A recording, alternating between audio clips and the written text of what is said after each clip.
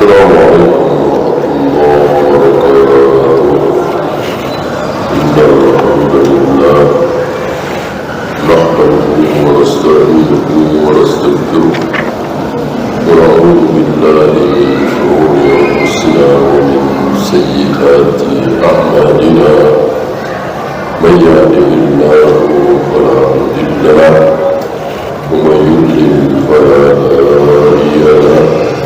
أشهد أن لا إله إلا الله وحده لا شريك له وأشهد أن محمدا عبده ورسوله.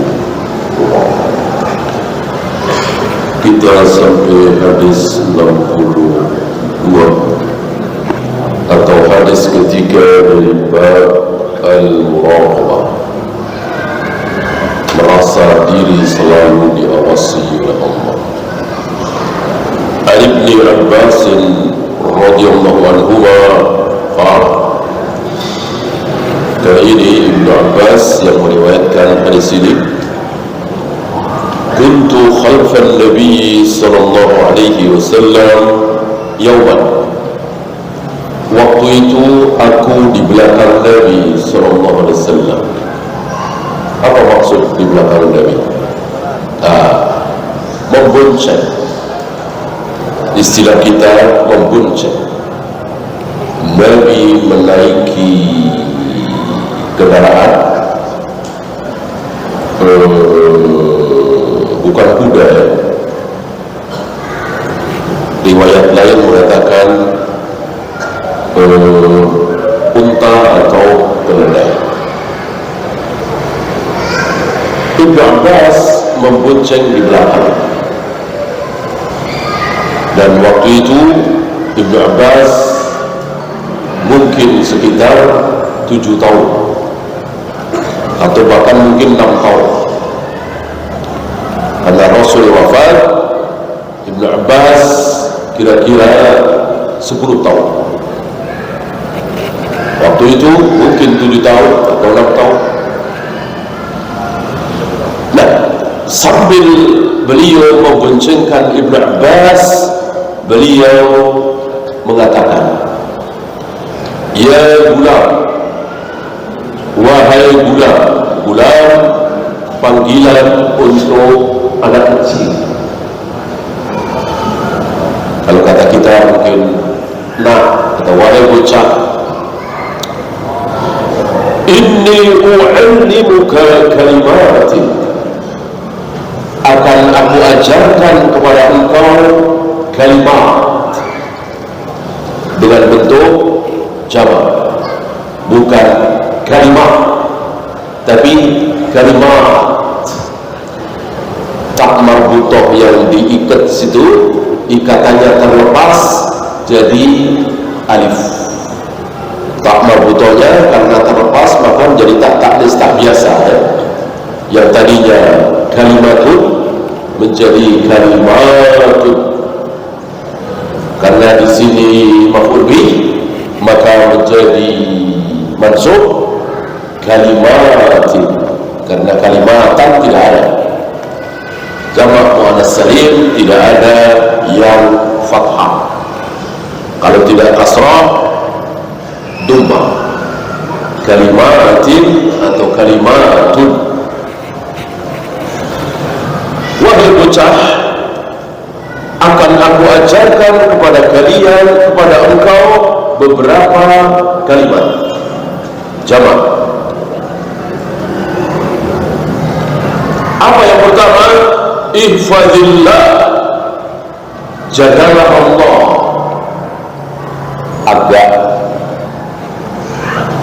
Agak aneh, bukan agak, aneh sekali ya. Masa Allah dijaga, padahal Allah kan tidak butuh penjagaan. Ada beberapa kalimat seperti intan surullah, jika kalian mau menolong Allah. Masa Allah ditolong, padahal Allah tidak butuh pertolongan. Termasuk di sini menjaga Allah, menolong Allah. Yang dimaksud agama Allah. Agama Allah. jika kalian mau menolong Allah, menolong agama Allah, Allah akan tolong kalian. In tansurullah yansurkum. Maka di sini jagalah Allah, yang dimaksud jagalah agama Allah. Minimal agama Allah yang ada di dirimu, sholat tepat waktu, Ramadan berpuasa, jangan dekat-dekat dengan zina, khamar, judi dan seterusnya. Intinya taat kepada Allah. Ketika kita taat kepada Allah, seolah kita sedang menjaga agama Allah, minimal di diri kita. Nah, setelah itu anak istri kita, syukur-syukur kalau bisa teman-teman, saudara-saudaranya, tetangga-tetangganya, itu tidak wajib.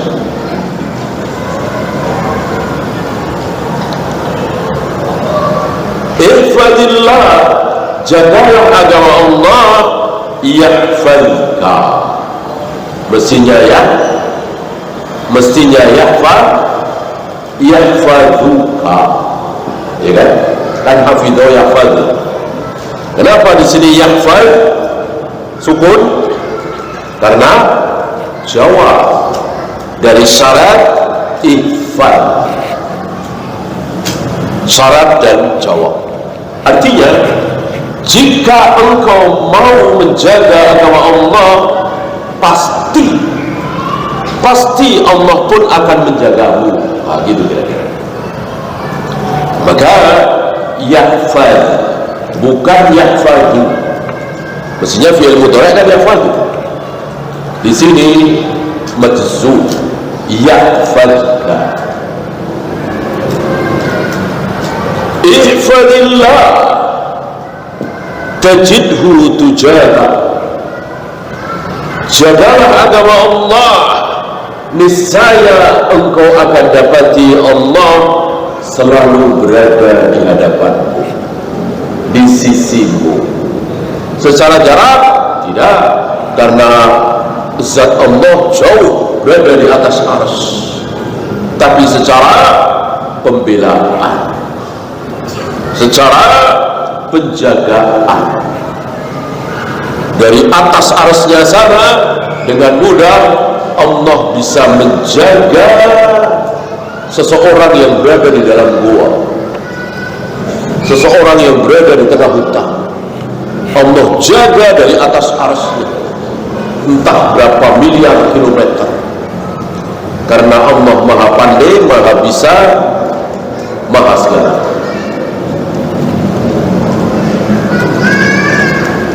Kemudian idza sa'alta, jika engkau minta ini, minta itu, fas'alillah, mintalah kepada Allah saja.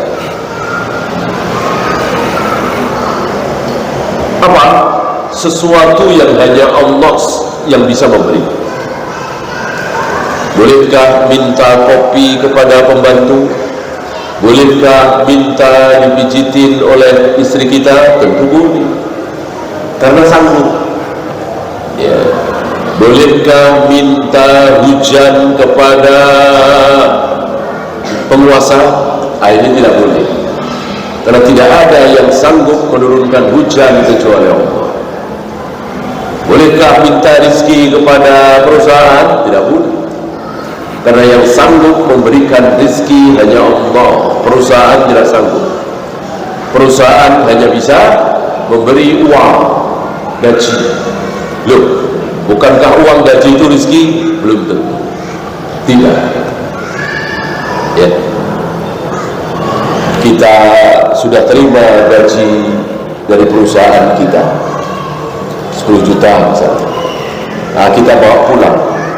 Tiba-tiba di tengah jalan dicopet. Ya. Rezeki kita? Bukan. Bolehkah kita minta lagi kepada perusahaan? Tidak boleh. Gaji sudah kita terima, rezeki tidak. Ya. Berarti beda.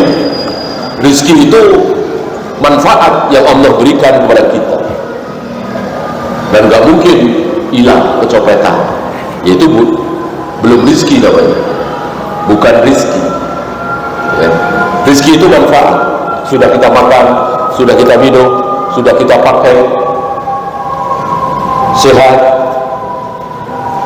anak-anak tidak ada yang kena narkoba, anak-anak pada nurut, anak-anak bahkan sibuk menghafal Al-Quran. Rezeki bukan? Jelas rezeki lebih besar daripada gaji puluhan juta. Punya istri, punya anak saleh, salihah, rezeki yang luar biasa.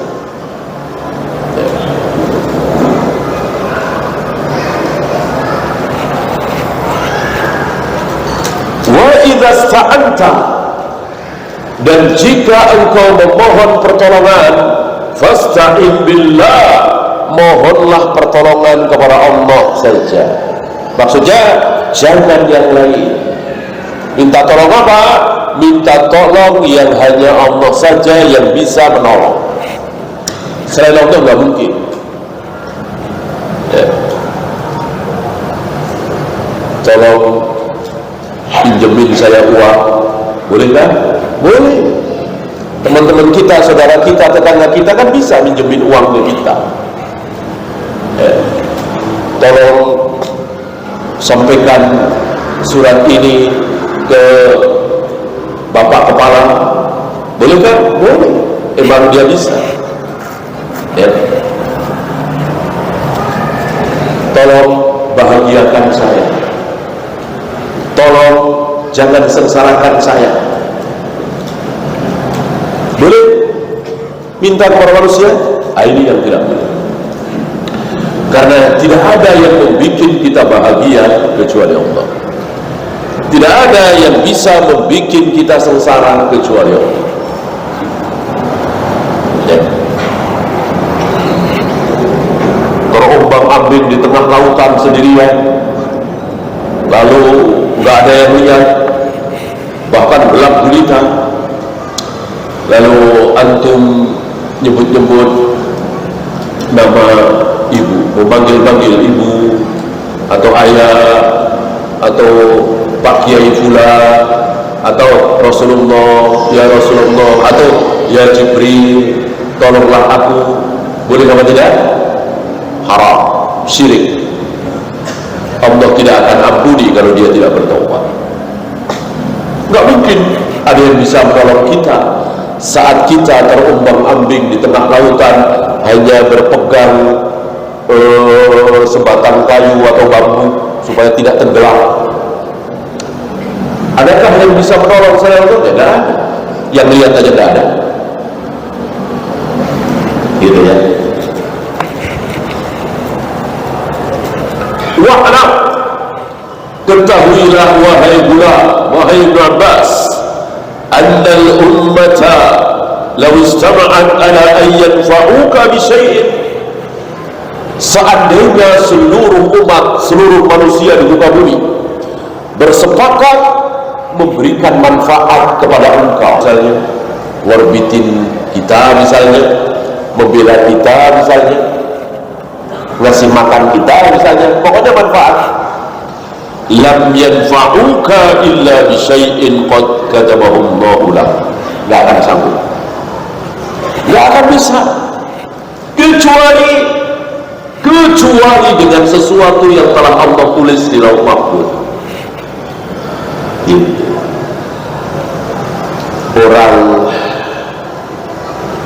Orang nggak usah sedunia ya, orang se-RT sepakat mau belain kita,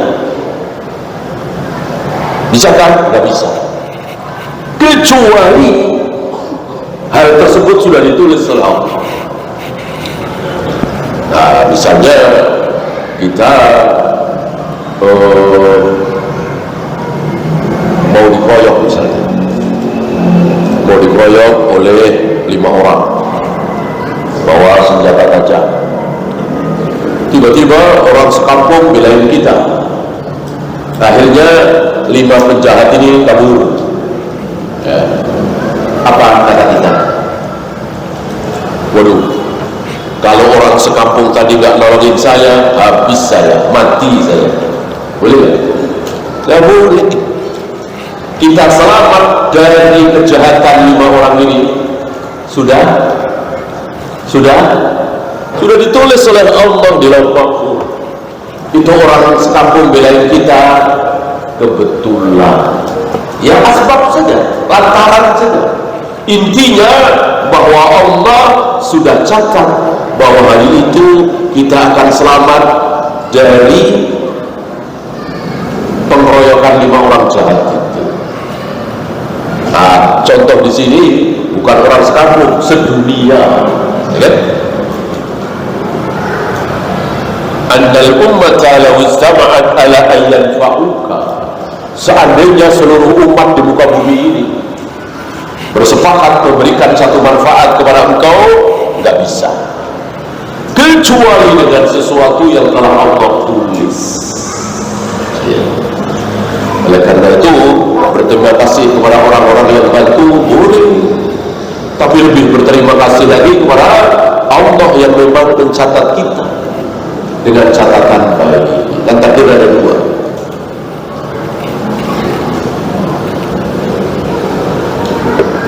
Sebaliknya, wa in istama'u ala an yadurruka bi syai'in, jika seluruh manusia di muka bumi sepakat untuk memudaratkan engkau, menyerang engkau, melukai engkau, membunuh engkau, lam yadurruka illa bi syai'in qad katabahu Allahu 'alaik. Enggak akan bisa, enggak akan sanggup sedunia kecuali dengan sesuatu yang telah Allah tulis di Lauh Mahfuz. Ini luar biasa, sangat-sangat luar biasa, dan sering kita lupa dengan hadis ini. Mungkin antum dengar hadis ini tak sudah 10 kali, 15 kali, 30 kali, tapi sering kita lupa. Sering keluar dari mulut kita, kalau saya nggak ketemu beliau, habis saya. Kalau orang-orang itu nggak lewat di jalan itu nolongin saya, habis saya. Itu sering kita lewat, terlewat ucapan seperti itu, terlupa.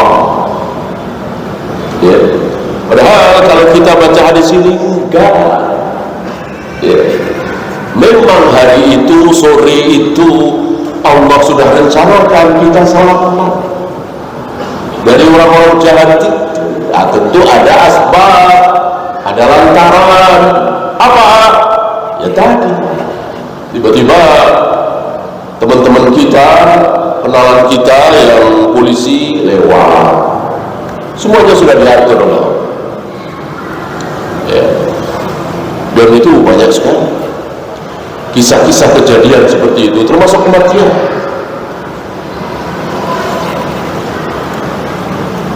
Kena kanker, terus sakit, di kemo, gagal, mati. Terkena ginjal, gagal ginjal, cuci darah, 5 tahun, mati. Misalnya ya. Jalan atau naik angkot ugal-ugalan, sopirnya mabuk misalnya, remnya nggak pakem, tabrakan, lalu kita mati. Itu yang pertama kali ditulis duluan oleh Allah, apanya? Kankernya, gagal ginjalnya, kecelakaannya, apa matinya? Matinya dulu. Matinya dulu yang ditulis oleh Allah. Masa kita lupa dengan 4 hal yang ditulis oleh Allah waktu kita masih di perut ibu kita? Kira-kira 5 bulan sebelum kita lahir, 4 bulan di perut ibu kita, 120 hari ditulis di situ. 19 Januari mati, jam 15.05, bahkan ada menitnya, ada detiknya. Asbabnya apa? ya macam-macam, nggak terlalu penting. Yang ini kanker, yang ini ginjal, yang ini paru-paru, yang ini kecelakaan, yang ini berantem, yang ini dibunuh orang, nggak terlalu penting. Yang jelas tanggal 19 Januari dia harus mati. Dengan demikian, kalau ayah kita meninggal, ibu kita meninggal, saudara kita meninggal, sudah nggak usah dibahas. Sering kita bahas, memang sakit apa?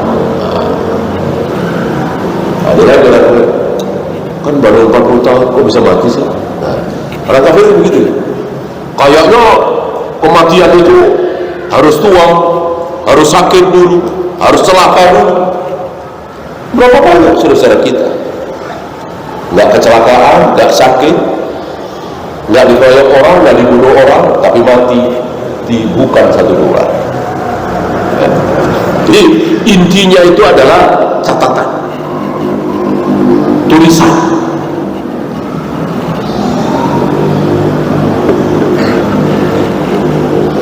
Tentu ini setelah mati, setelah terjadi.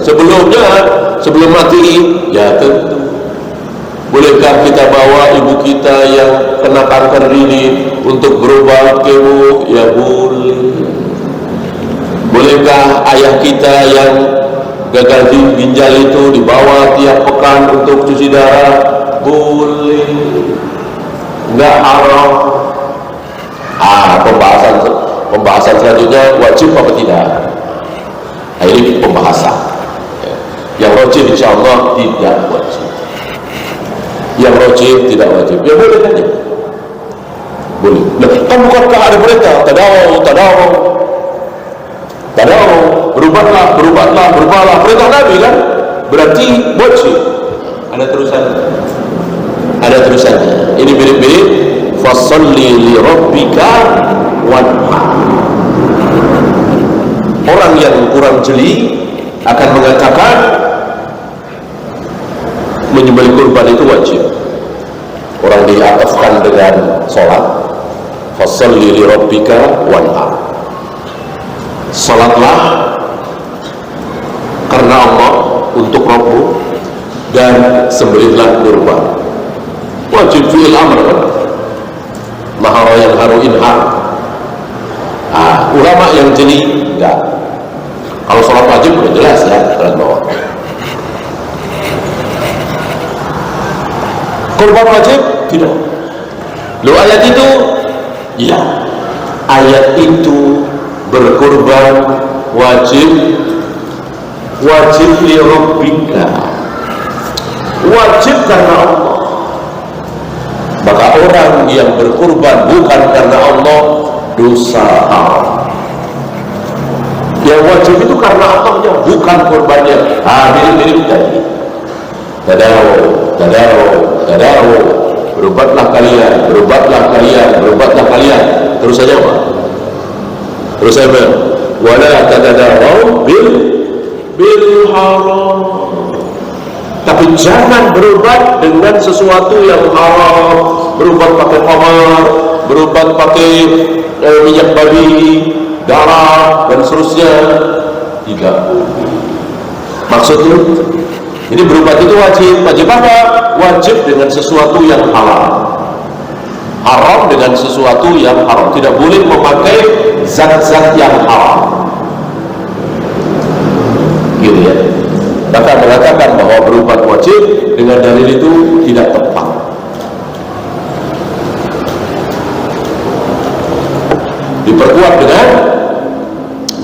Diperkuat dengan wanita ayam. Ada wanita ayam di zaman Nabi SAW. Udah lewat belum hadisnya? Ada lagi ya. Ada wanita ayam di zaman Nabi SAW datang kepada Nabi SAW, minta didoakan supaya sembuh. Kata Nabi, kalau engkau memang ingin sembuh, insya Allah aku doakan semoga sembuh. Tapi kalau engkau ingin surga, saya jamin masuk surga, tapi nggak usah aku doakan. Ya berarti nggak sembuh kan? Berarti membiarkan seseorang terus ayam. Ya jangankan berubah, doanya enggak. Orang ini minta doa, Nabi alaihi salatu wassalam tawassul. Akhirnya tidak didoakan. Orang wanita ini pilih surga. Dari wanita ayan ini, dari riwayat hadis wanita ayan ini, para imam menyimpulkan berobat tidak wajib. Bukan haram ya, boleh. Bahkan sangat dianjurkan. Tapi mengatakan wajib harus dengan dalil.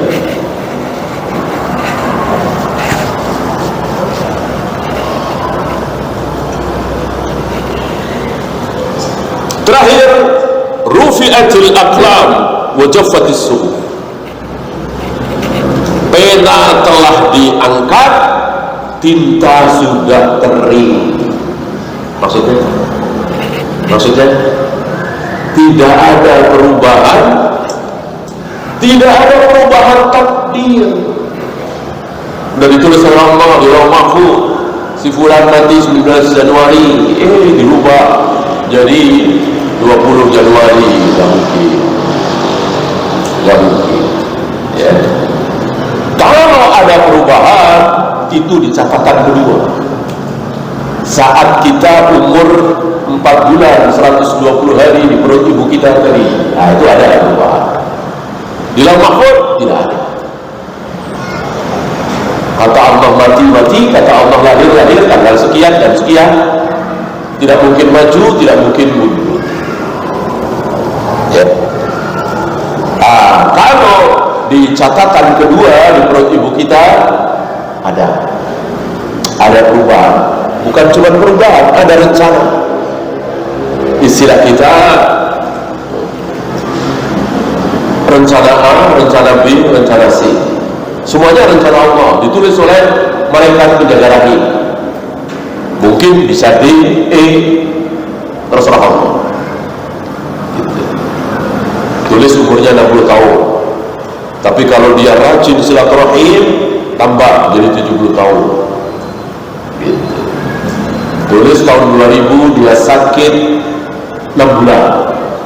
Tapi kalau sebelum itu dia banyak sedekah, ganti jadi 2 hari saja sakitnya, atau enggak sakit. Tulis proyeknya yang di sono gagal total. Tapi kalau sebelum itu dia sering sedekah, ganti dengan sukses. Dan begitu seterusnya. Itu bukan di Lauh Mahfuz. Adapun di Lauh Mahfuz sudah jadi. Adakah perubahan? Tadi jawabannya. Rufi'atil aqlam wa jaffatis suhuf. Pena telah diangkat, tinta sudah kering. Tidak ada dihapus, diganti, tidak ada. Nah, terhadap catatan mana kita bersikap? Terhadap catatan kedua kita boleh bersikap. Artinya antum ingin umur panjang, boleh. Caranya tadi apa? Antum ingin umur panjang, boleh. Caranya silaturahim. Kan Nabi yang mengatakan silaturahim bisa memanjangkan umur. Nah itu catatan di perut ibu kita. Adapun catatan di Lauh Mahfuz sudah selesai, tidak ada perubahan sedikit. Dan yang akan terjadi catatan di mana? Tentu Lauh Mahfuz. Tapi kan itu urusan Allah, bukan urusan kita. Urusan kita, kalau kita ingin sehat terus, jarang sakit, banyak-banyaklah sedekah. Gitu. Kalau kita ingin sembuh sakit kita, ya berdoa. Gitu ya. Kalau kita ingin mendapatkan rezeki yang berkah, ya cari yang halal. Jangan banyak berbuat maksiat. Jauhilah segala bentuk maksiat. Gitu.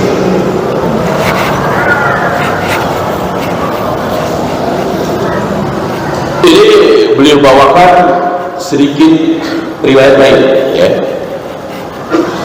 Ifadillah tajidhu amamak, mirip sama.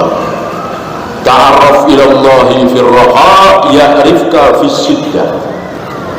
Ingatlah Allah di saat senang, niscaya Allah akan ingat engkau di saat sulit. Kaya, sehat, banyak sedekah, rajin ke masjid, majelis ilmu. Begitu jatuh miskin, Allah akan tolong kita. Kira-kira begitu.